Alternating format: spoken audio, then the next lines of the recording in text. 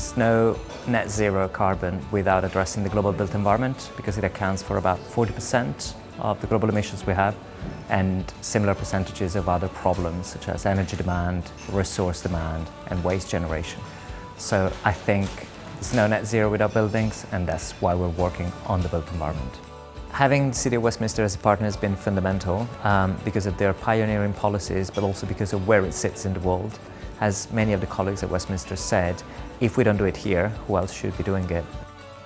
So what really excited me about this project was mainly the opportunity that I had using a platform like PACER from Preoptima, which will disseminate knowledge, will upskill the town planning department, and will make decision making or let's say carbon informed decision making much easier, and will remove the need of a very kind of isolated specialist advice.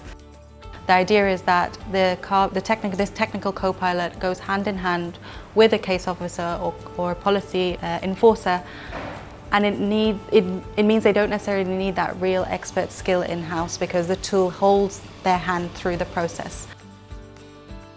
PACER is very important in order to progress towards net zero, because it allows to understand immediately what is the level of carbon ambition of a project when it comes in. And this way, people in the planning departments can meaningfully engage with industry in order to drive that decarbonisation by testing different designs, evaluating different materials, tweaking things like the shape of the building, and driving that ambition for low carbon outcomes forward. The tool builds a simulated model in the background to compare against the assessment that's come through, and then gives the planning officer comparison data to just start a conversation with the applicant. It's been fundamental to have Innovate UK behind us on this.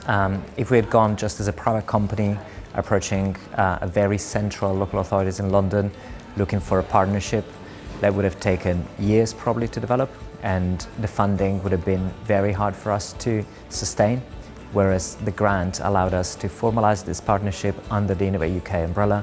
It allowed us to get public exposure through their network. It created trust in the initiatives by the local authorities, so it was really fundamental to shine.